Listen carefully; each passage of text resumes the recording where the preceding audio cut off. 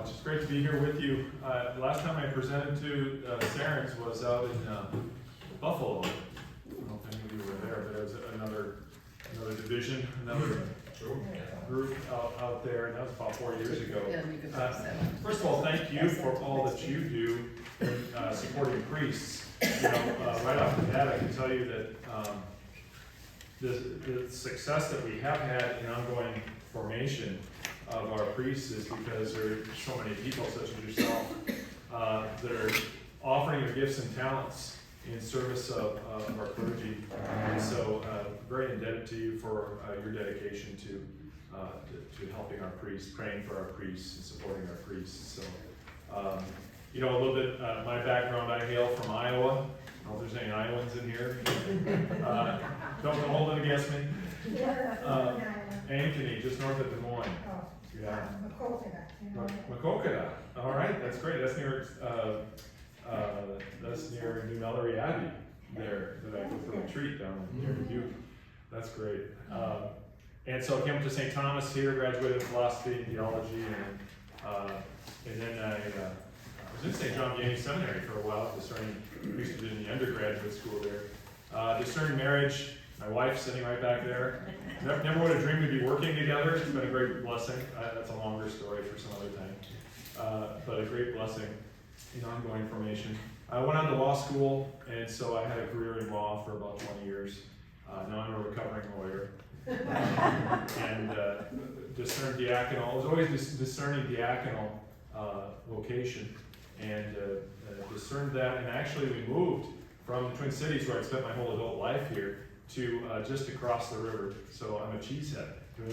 Oh. I'm a Wisconsinite, so I'm over near Prescott, just south of Prescott, Wisconsin, is where we lived. Raised our family there. I was ordained to the Diocese of La Crosse, actually. And so, but I served in the Archdiocese of St. Paul, Minneapolis, and have for many years. I worked in Catholic Senior Care for many years as the CEO of Catholic Senior Services. And then in 2015, after I got my master's degree in theology and done some teaching, I was offered the role at the St. Paul Seminary for ongoing clergy formation, and gladly accepted that, and have been at it since towards the end of 2015. So it's gone very quickly, and it's been a real blessing. So I teach. So I've talked to some of you. We're in the Catechetical Institute. You might have seen me in that program.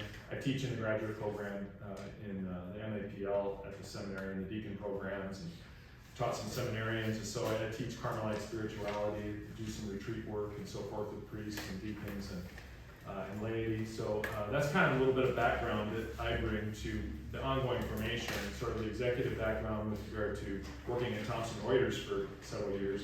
And then also the theological and ecclesial background.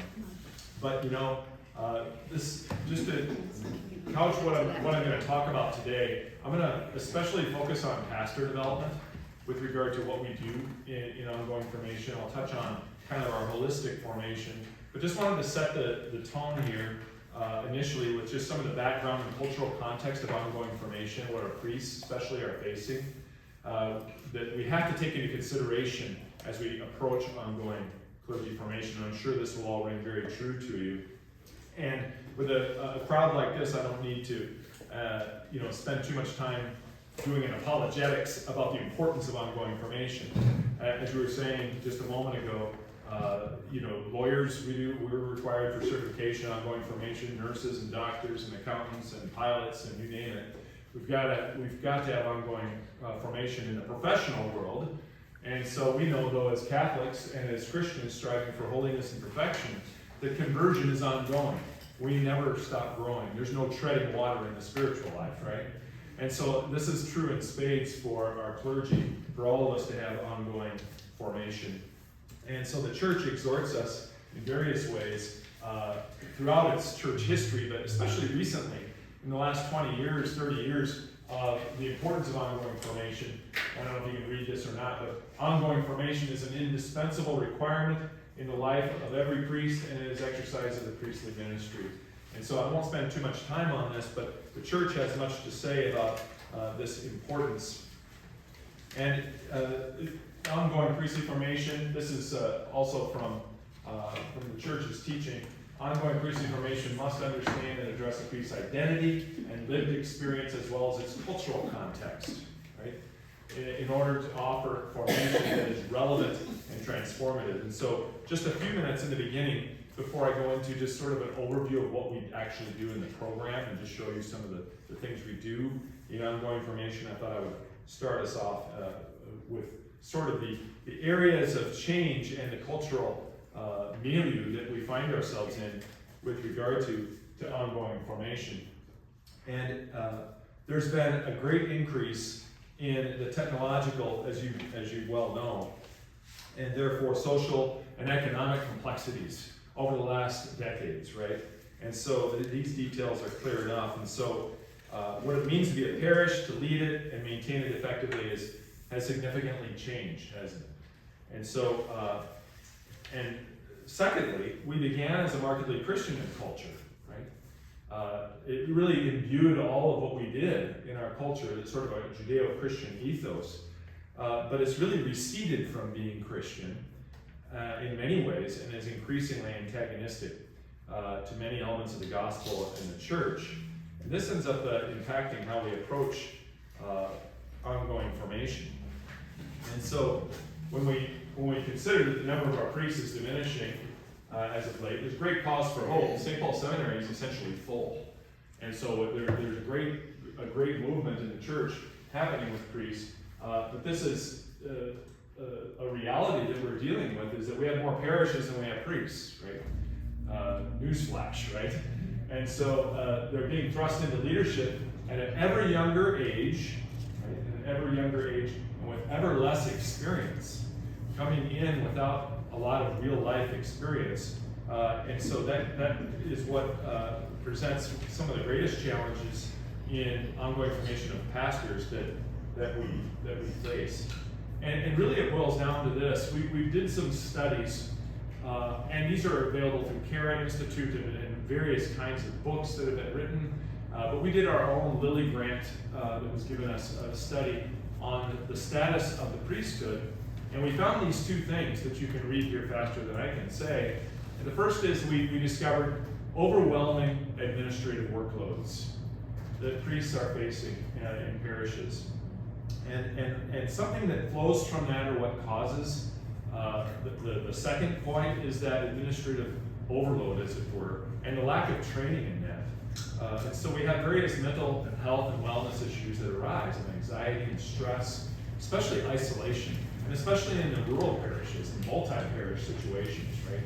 And so this is a critical sort of reality that really the IOCF, Institute for Ongoing Clergy Formation, which really emanates from the St. Paul Seminary and was created in the St. Paul Seminary, was built to address especially this particular need. And so all of this means that we'll need to intelligently orient our mode of forming priests so that they're no longer receiving preparation for a cultural context of Christendom culture, as it were, that's long gone. And that we're in a different sort of milieu now, a new apostolic age, as it were. And this is the sort of the context in which we're approaching ongoing formation. And so we have to reinforce this fundamental priestly identity in the context of all of this, and provide a holistic sort of formation that addresses the needs that priests are facing today. And so, so that all being said, priests do need to have enough understanding of personal leadership, finances, legal questions, personnel matters, and management practices, so that they're not ignorant of these things, and so they can handle them well, right? And to us in the world, that's very commonsensical, right? But so many of our priests have not had a lot of that kind of experience. They're coming straight through from undergraduate into, by and large, into their graduate studies in the seminary, and haven't had a lot of exposure to that. And so it's an understandable sort of deficit that they run into. And so, anyhow, what I would say is the way we try to approach, I'm going to abbreviate this portion of the presentation so we can fit into the time frames here. But in a nutshell, what kind of preparation do our men need in order not to be overwhelmed by these challenges that face them, and with all the technological and social and economic changes now, the complexities of parish life that has sort of transformed parish life in so many ways. And so what I'd like to submit to is that it's best addressed not as a laundry list of jobs and skills, but as the outworking of a fundamental spiritual, human, and priestly identity, and that is fatherhood. What is fatherhood? What do we mean by fatherhood? Well, many things here, and I won't move through these in detail. I have a presentation where we delve into these to some deeper extent. But the father is, first of all, a son. And Cardinal Ratzinger noted that fatherhood is only and always a service of brotherhood out of sonship. Strengthening presbyteral fraternity helps equip priests with fatherly qualities. So emphasizing the priestly fraternity is something now in seminary that's heavily emphasized. And so men are coming out with a strong sense of fraternal bond. And that's an important thing that they bring with them into these challenges that are faced in our culture today. And so also the gift of responsibility. A father is responsible. He's responsible for the common life of those given to him. And he shares this responsibility through appropriate delegation of his authority. And without abdication of that authority, right? And so a father takes responsibility. And that father takes responsibility, any father of a family takes responsibility both for the temporal, that is to say the day-to-day physical and temporal needs that we talk about often with regard to parish administration, and also the spiritual well-being of his children, right? And so a father has got to be all these things of caring for his flock. And he gives himself in love. His motivation in all that he does for his children, of any father, is love. And we call that pastoral charity in the context of the priest. The priest is driven by love in the imitation of Christ, who everything that Christ did on the face of the earth was to do the will of his heavenly Father. So Christ was a perfect mirror image of the Father. When he says to Philip, you've been with me so long, and you still ask me to show you the Father? Whoever has seen me has seen the Father. And so Jesus himself is our model, therefore, for this fatherly, we call priests fathers, for this fatherly model of ongoing formation. But the father is also a leader, especially an institutional leader. Now, the father need not be an expert in many things to be a good father, but he must care about the temporal, spiritual, intellectual, and human formation needs of his flock. Right? So you see where I'm going with here is that the beautiful thing about fatherhood, and in our formation of pastors especially, of impressing this image of fatherhood on them, it really sets the hook with regard to, yes, I need to be concerned about all these different aspects of parish life, the temporal and spiritual needs of my flock, not just the spiritual, right? And so this is what we see in these aspects of the importance of being a father. Well, what I'll jump to now is number 6, that the father imitates Christ in being priest, prophet, and king. Now, we are all priest, prophet, and king in our own way through baptism. And of course, the priest shares in this through this kingly office of governance as part of priest, prophet, and king in the office of priesthood. And so, being the specifically priestly role, which we know well as mediating God to the human person through the sacraments, and the prophetic role of proclaiming the truth in and out of season, we know that our priests do pretty well with these, right? This is what we sign up for as being a priest. This is what you look forward to the most. But then there's the kingly munus, or the kingly aspect of this priest, prophet, and king. And it is in this third area of what we might call the governance role of the priest that while these other things of the prophetic and priestly role haven't changed radically over the last 100 years and through the history of the church, this last piece has changed significantly, hasn't it? What it means to govern a parish and all the laws and rules and the upheaval culturally, all these things have really changed the world that a priest is living in with regard to the role of governance of the common life.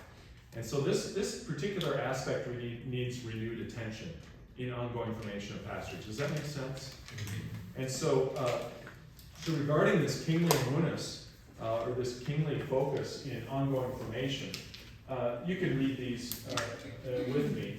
But these are the kinds of things that as governor of his parish, this means many things, and this isn't an exhaustive list, but he creates and promulgates a vision for the parish, right?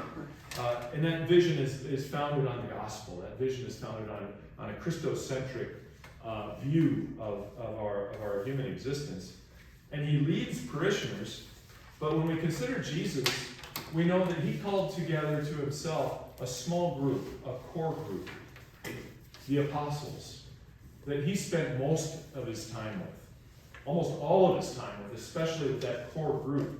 And so he trained them so that they could carry on his work. And so too, this is the model we're using in ongoing formation, or the way that we approach it philosophically, is a gospel sort of model, a Christocentric model. That is that a father of a parish needs to do something similar. He needs to be gathering and training a small group of people who will be a core to the parish, who can take delegation and carry that responsibility to care for others and take responsibility for others.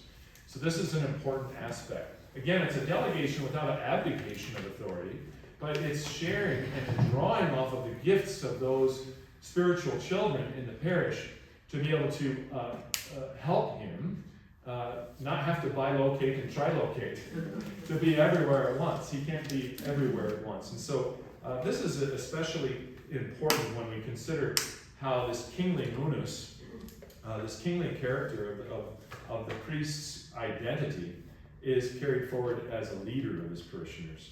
He protects those under his care. He makes sure proper resources are available. He makes decisions with due counsel and prudence. And due counsel meaning with his parishioners. Now, the buck stops with the pastor, of course, but it's in consultation, right?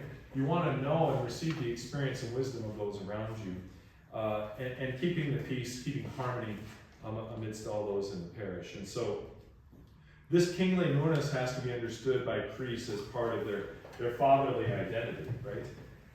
And that's important because it's no easy matter to do ongoing formation. There has to be a motivation there. The priest has to see the connection between his very identity as a father and what we're asking him to delve into with regard to especially the governance aspects of being a priest and of leading a parish in these practical ways. And so what I hear most from pastors at the pastor workshop that we offer every year annually, it's a week-long program which I'll go into in a second, is when they start considering all this administration, it's like, I didn't sign up for this, right?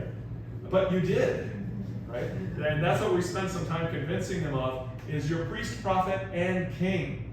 This is part of your priestly identity as a father, right?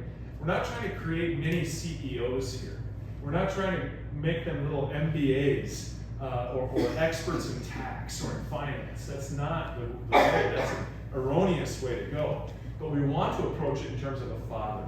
And every father of a family has to manage the budget, has to manage the spiritual well-being, has to manage and get things done in the house, has to handle discipline, all of these things. So we think fatherhood is the image and way in which we need to go about our ongoing formation. And so does that make sense to you? That's kind of our philosophy, as it were, in a very abbreviated manner, how we approach ongoing formation. So let me shift to what do we do at the St. Paul Seminary in the IOCF with regard to ongoing formation. And our vision is summarized here with Paul's second letter to Timothy.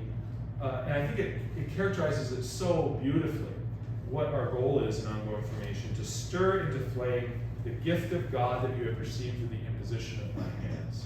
St. Paul says to Timothy. The imposition of my hands is indeed that priestly character of holy orders, right? That configures the priest to act in persona Christi capitis, configures the priest to Christ, the head. And it is that gift of God that the priest has received that we want to continue to stir into flame. And we stir something into flame that's already been lit by the Holy Spirit, right? It's not something we create, but we want to be able to provide the circumstances or the goal of stirring into flame this priestly character and vocation. And so our purpose statement at the St. Paul Seminary for the IOCF, the Institute for Ongoing Clergy Formation, is to foster a holy, happy, and healthy clergy. So we're touching kind of all the bases there, right? Holiness being primary, because if we're not holy, then we're not going to be fruitful in anything we do, right? If we're not prayerful, if we're not transformed interiorly, how can we bear fruit, right? The tree is known by its fruit, as our Lord teaches. And so holiness, to be happy in mind, body, and spirit, to be a healthy person, a well-rounded person, and healthy in body as well.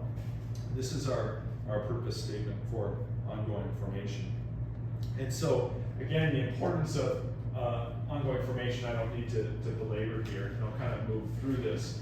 But the reason that we're at the St. Paul Seminary is this intrinsic link, as it were, that John Paul II noted between formation before and after ordination.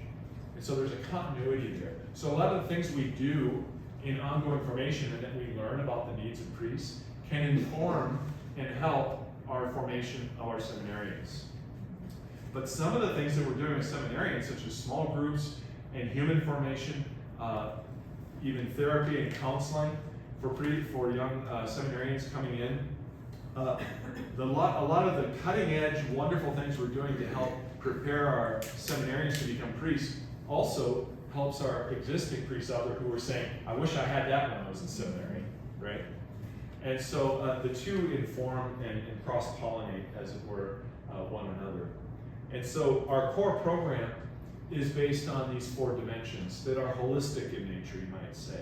The intellectual, pastoral, spiritual, and human areas of ongoing formation. And that's self-evident, and we'll get into those in more detail.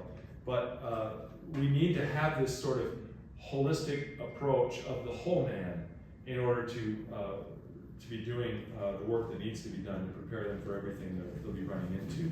Another way to look at what we do in ongoing formation is this, not just a holistic formation, but looking at the key transition points. It's obviously a huge step into public life, isn't it? Can you imagine becoming from seminarian to becoming a priest? Now you're in the fishbowl. Everybody can see you, and now you're out there. And how do you make that transition? So this transition into priesthood, the first 6 years of being a priest are the most critical. And it's when most priests run into their problems that sometimes can call them even to fall away from the priesthood. So this is a critical formative time, and I'm sure that's pretty intuitive to you all that it would be. The second transition is this transition to pastor, and now comes the kingly munus and all its demands. Now I'm in charge of a multi-million-dollar budget of a parish of thousands of individuals, thousands of souls, and oftentimes I'm all alone in doing it. And so that is a daunting change from small groups and support with all your seminarian buddies and so forth in seminary, and the daily prayer and the rule of life and all that, and now you're out in the parish, things have completely changed. Now I'm kind of alone. And so what do we do about that? So there's the important move to pastor. And what's more is we're asking priests to take on this role of pastor when they're still learning to become a priest. When they're still getting used to what it means to be a priest. Still, wet with the oils of consecration on their hands, almost. And so that adds even more demand to our priests, doesn't it? What we're asking of them in becoming pastors. So really it's these two aspects of the transition points and these dimensions of the human person that we approach ongoing formation with those aspects in mind. We have a highly consultative process. The idea here is that we take from what the church teaches, from the feedback from clergy, from our church leadership, from Archbishop Hebda, from the Chancery, from the St. Paul Seminary experience, our formators, our staff, our professors. All of this goes in as input into the IOCF to do its planning. We have various cohorts of laity, priests, deacons, who help me. There's probably about 30 overall that help give some direction in these different dimensions of formation. Does that make sense? So the idea is, again, to call on the gifts and charisms of so many others to also have a temperature, as it were, as to what's the need out there right now in the clergy. And so especially, of course, the priests and deacons are especially helpful in being able to weigh in and say, I think we really need to do a program on this right now because there's a real struggle here, or we need more help in this area. So that's how we end up deciding what goes to the clergy for ongoing information. And the feedback we get in all of our programs of how was this program, how could it be better? We do that with all that we do in ongoing information. And that feeds back into the ongoing pipeline, as it were, use the corporate term, the product pipeline that continues to flow and create new programs and new opportunities for formation. So if you had to put it in one slide, and I attempted to do so, this is the core program in a nutshell at a high level. There's lots of things underneath each of these, but these are the main areas of our core program components in ongoing formation. So of course, for spiritual well-being, at the top of the list, we offer usually 2 or 3 retreats a year. One of them is a directed retreat, a Broomtree, a silent directed retreat, a preached retreat. This is usually 5 days long. And then there's also the availability through a generous donor for any priest or deacon to take 2 or 3 nights at Pachman Terrace, Hermitage Retreat Center you probably are aware of in Isanti. And so we offer a healthy number of these kinds of retreats. A lot of clergy have their own ideas and ways that they want to do retreat, and that's fine. But we want to make these available as a general rule to our clergy, and they're well attended. And so, along with the spiritual formation, which we have talks on the spiritual life and spiritual warfare, and on prayer, and on charismatic prayer, all these different kinds of prayer as well. So spiritual formation and retreats. Newly and recently ordained formation. So I talked about the importance of this transition to the priesthood. And so what we do in that are, we have 8 of these nights a year. 4 of the nights are for year 1 priests.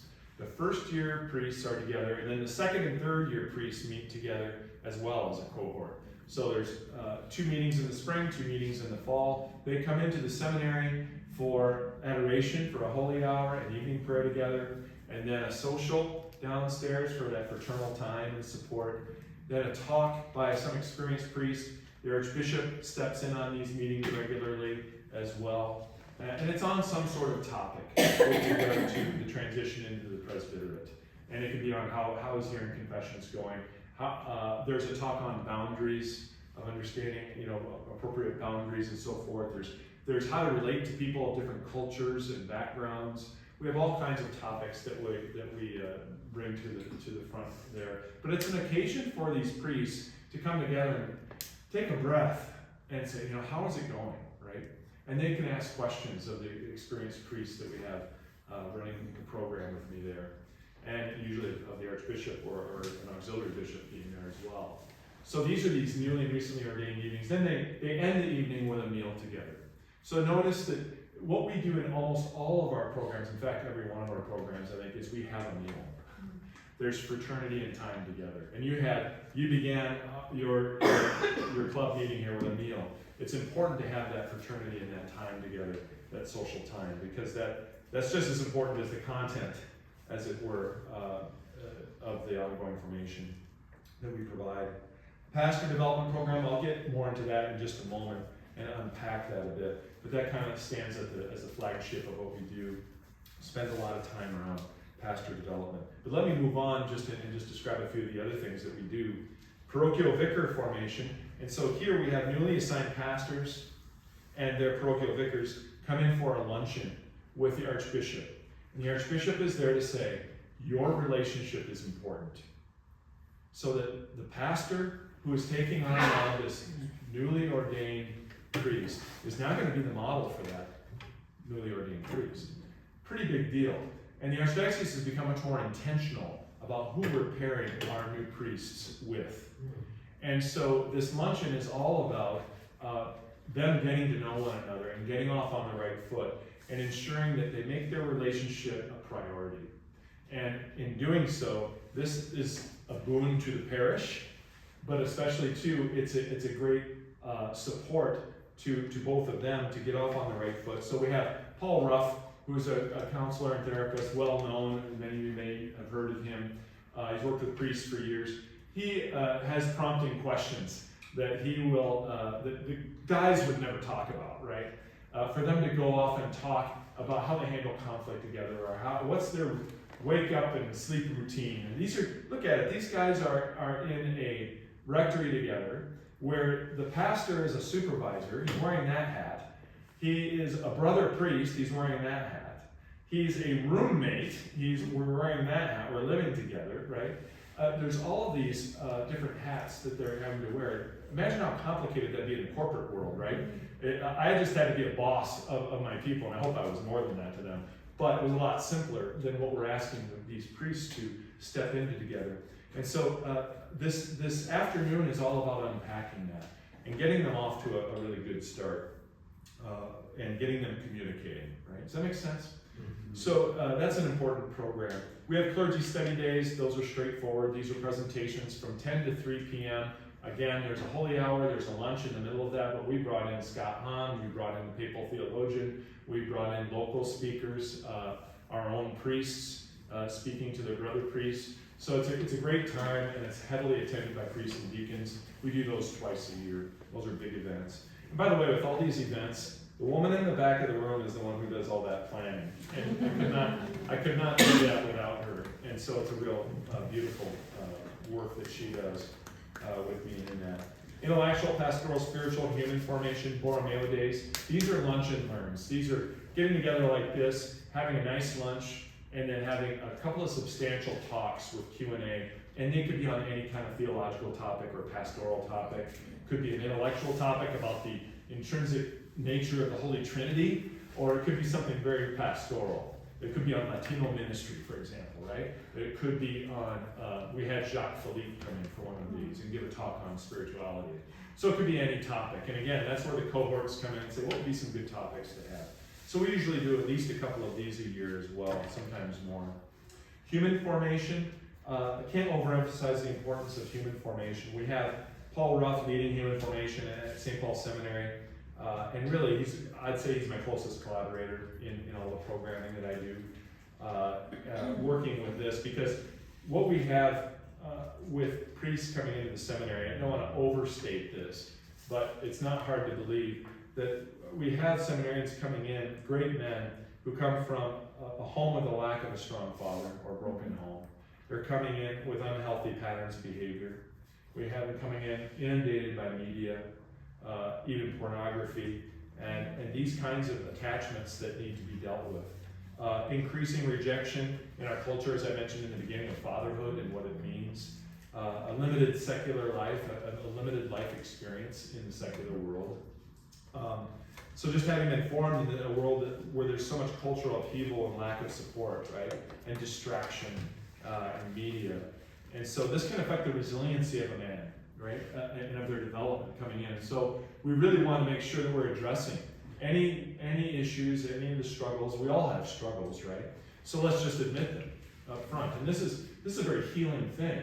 And don't you think this would make them better priests as well? As they go through their own areas of need for healing and of dealing with the impact of the culture or their family life and so forth, this makes them able to then be healed and turn to others to be an occasion and instrument of healing. So we place a lot of emphasis around the human formation aspects of ongoing formation in our program. We offer a wellness program. This is fairly new. We have wellness topics in sessions, like a luncheon session, certainly, but we've also hired a part-time wellness coordinator. And this is Susan Torberg. She's a third order Carmelite as well, and she's a nutrition and fitness specialist who's worked with seminarians and priests in her past already, and has thousands of people she's helped in her career already. And she's part-time and works with a volunteer nurse practitioner, Horatio nurse, who helps with all matters of clergy consultation with regard to health matters. And they've met with many priests and deacons, and they help them with their physical well-being and nutrition.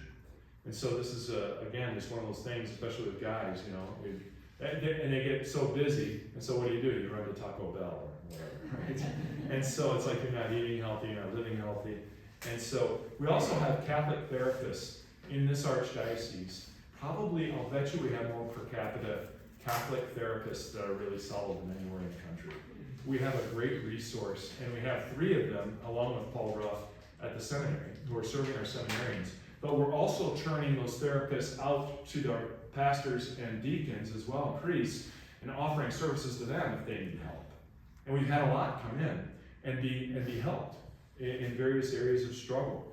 And so we have a referral list that we give to pastors of Catholic therapists, and that they can also turn and offer and give to their parishioners as well. So homiletics conferences, we have permanent diaconate ongoing formation as well, and virtual formation, clergy companions, what we're calling it. It's going to be a place where we're recording all the kinds of important things that we're doing, the major events that we're doing, and we're making them available online in podcast and in video formats. So that's the whirlwind tour of what we're doing. I'll close with just talking a little bit about our pastor workshop. What do we do for pastors? Well, given the context that I just set, we wanted to ensure that we give our pastors excellent formation. So in 2016, this was a few months after I started, we began with our first pastor workshop, a week-long intensive workshop from soup to nuts of what it takes to really focus on not everything you need to know to be a pastor, but on a kingliness, especially the weak spot of governance, right? And so we don't want to make them into CEOs, but it is true that pastors need skills. This is from the Ongoing Formation of Priests plan from the USCCB. They need communications and administration skills. They need practical wisdom. They need presence and availability of their people. And they need spiritual transparency that enables them to be witnesses of the holy mysteries they proclaim and celebrate. That's a tall order. That's a lot of stuff. And so we have a leadership plan, sort of format here that we use as a simple way for pastors to approach their shepherding, their fathering of a parish. In business, we call it leadership, but I like to call it fatherhood and shepherding in the context of an ecclesial setting. So we have Catholic core values, which are those teachings of the church, the magisterium of the church, the wisdom of the saints, that inform everything, right? That we are in our shepherding and leadership. We need personal leadership and witness of the pastor. We need leadership skills that we teach in managing a parish, but also witness. There has to, and I mean holiness there. Witness of a life that is founded on the rock of Christ. And this simple formula of plan, people, and perform is what we structure the various aspects of administration on. You need a plan in order to do anything that is organized. You need to have a plan. What are we going to do? And then who's going to do it? We need the people that are gifted that we can delegate to carry out that plan and make it happen. So there's the what, and then the who, and then the how, perform. How are we going to carry this out? How are we going to execute? And then what are the metrics we're going to use to measure success? What are our goals here? That's pretty simple, isn't it? But a priest who has these in mind in any pastoral council meeting, what's the plan? Who needs to do it? And then what are we going to do? How are we going to carry this out? You're a hero. Because now you've just given form to everything that's going to talk that we're going to have to deal with in this particular topic, in this particular meeting. And so we use this kind of simple format that was developed really in the secular world, and we have many CEOs that are helping us with ongoing formation of pastors in our pastor workshop. Stunning, accomplished Catholic men and women. And we built this on a proven model that's shown itself effective in the secular world, but we've simplified it and baptized it into one that works in the ecclesial world, and did this in consultation with experienced pastors and with the approval of the Archbishop. Mm-hmm. And so this is our leadership framework, as it were. And so what do we need to do? You need the people to accomplish it, and then it needs to be executed. So with this model, we end up leading them through a week with all of these different sorts of sessions. Leadership as a father, how to lead a parish. This is slide 24. This is how to build a strategic plan, how to build and lead effective teams, how to move it all forward. Pastors receive authority, receive the tools and practical skills in their authority as pastor to help manage those they lead, and delegating authority. How do you delegate authority? Communication, achieving alignment and accountability with staff and volunteers. Turning conflict into opportunity, that's a favorite where Paul Ruff talks about not to shy away from conflict. You don't go looking for it, but when you have a conflict, here's how you deal with it and have a positive outcome. How to have a pastoral leadership team, utilizing parishioner charisms and talents, financial decision making, database decision making, and then change management, how to manage change in your parish, how to create an action plan. So we help them at the end of all that, of an intensive week of several sessions, to create takeaways and have an action plan to bring back to them to the parish. Now that doesn't do justice to what we actually are doing in the pastoral workshop, but it gives you an idea of what we're doing there. I apologize. Wow. Poor planning, I just got all. No problem. I think I'm probably way beyond my end. I'm at the end here, so I'll wrap up. Thanks for being here. And so in the end, we've had about 189 pastors through this workshop, and we've had great reviews, and 16 dioceses are participating in this workshop. And so those are the kinds of things that we're trying to do. The last thing I would say is shepherd staff. We have a pastor development program, so that the workshop is here, that's week long. We, in seminary, give them some training now, and before they become a pastor, we give them a session called the first 90 days, which basically says, here's how not to blow up your parish in the first 90 days. And so it's just a one-day thing. And then afterwards, we have what's called shepherd staff. These are laymen and women who are experienced in leadership and business, who are experienced in parish leadership, who one-on-one, confidential, at no cost, step in to a parish and help a pastor one-on-one with anything. With any of their issues, maybe it's creating a strategic plan, maybe there's an HR issue, maybe there's some property issue, what have you. They're there to give this support free of charge. And these people that we're training in IOCF, we have 10 of them now, and I have a long list of very accomplished Catholic business leaders who are ready and willing to hop onto that training of volunteers. And so it's been a beautiful thing. It's been heavily utilized, and it's a service that really helps a pastor feel supported. And this has been a great way to follow up from the pastor workshop with ongoing support. Because oftentimes when you go to a conference as a lawyer, it's like, oh, that was a really good bunch of presentations. You take that binder and you put it on the shelf behind you, and you're all done, and you never return to it again. So this is a way to help cultivate and help pastors in their actual work that they do. That's an executive summary there of kind of the things we do. Any questions about the IOCF or anything I've said? Deacon Dan, you started off talking about CE credits for various people in various industries. Is there a requirement that these pastors attend seminars, and are they tracked on their attendance? That's question one. Yeah. Question two, are we giving any financial classes or requiring maybe some basic accounting at the seminary level? They're right there at St. Thomas, a lot of business classes. They don't have to major in it, but a couple, 3 classes so they know what a balance sheet is and income statement. Yeah.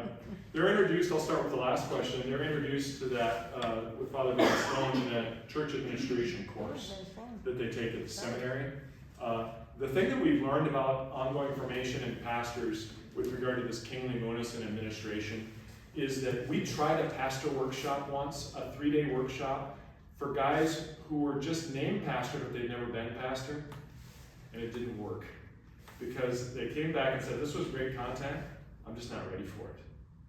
They didn't know themselves as to what kind of pastor they are. They didn't know what it was like to be in a parish as a pastor. And so the information that we gave them really fell on flat ears. They didn't even know the right questions to ask yet, because they hadn't been in the experience. I know that sounds odd, but I was told by the Catholic Leadership Roundtable on Church Management, who had been doing this for 10 years, I said, when they said, no, don't do the pastor workshop training before they're a pastor. Do it after they're a pastor for about 6 months or more.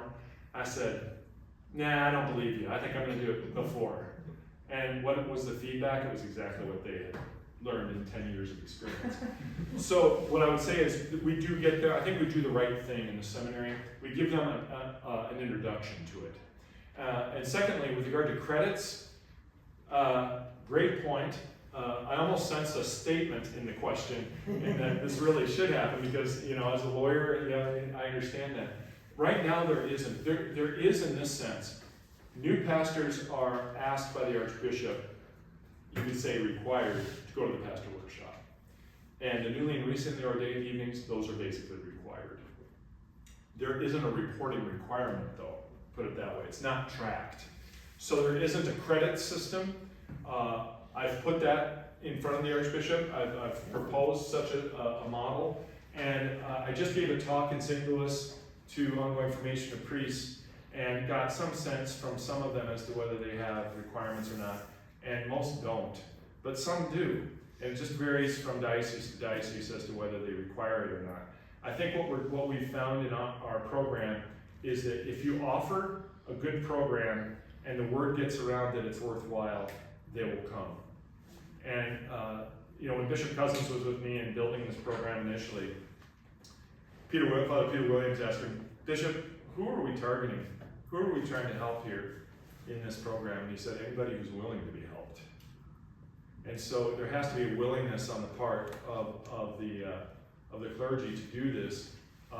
But there's a strong argument for making a certain base level requirement. And I'm not saying that won't happen, but that's not been the approach so far in the Archdiocese. Good questions. Other questions or comments? Any suggestions? It was amazing. Yes. What you said was amazing. No. It was, You're very kind. Again, I will just say, it is a great program, and I can say that without being arrogant because it's not me. One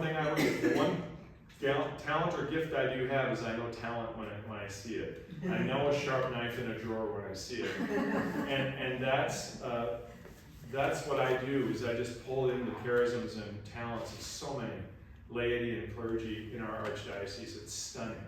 I can almost say there really is nothing I can't provide to our presbyterate and to our deacons with ongoing formation. That I can go get it, I can find it, I can create it, given the resources we have. So, and that's to your credit. It's people just like you. So, yeah, it is a beautiful thing.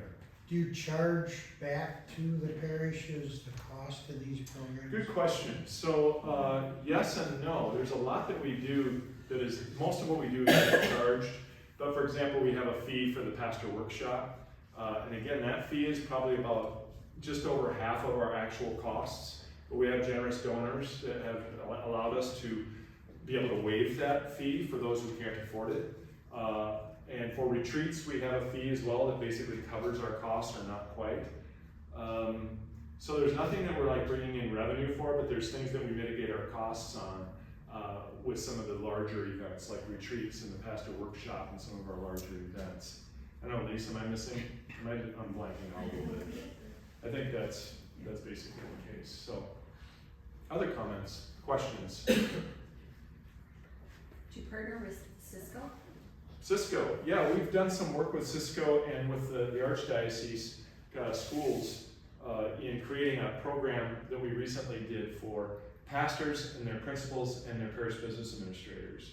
And so they were involved in some of the preliminary discussions on that, which is very helpful. And so that brings up another fact, which is our partnering organizations, like the Archdiocese, of course, working with the great people there, Joe Kippers and Susan Mulheron in civil and canon law, and Tom Mertens in finance, and working with Father Tix and Vicar for Clergy, and with the Safe Environment and all of those folks. So the Archdiocese itself has been great.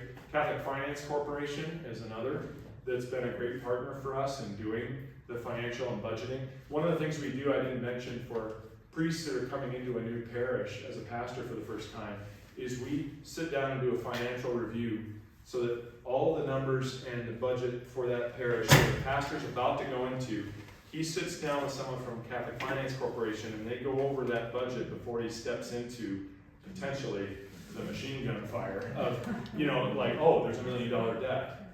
And so now that pastor can go in with his eyes open and also with some advice from Catholic Finance Corporation as far as here's how you can deal with this.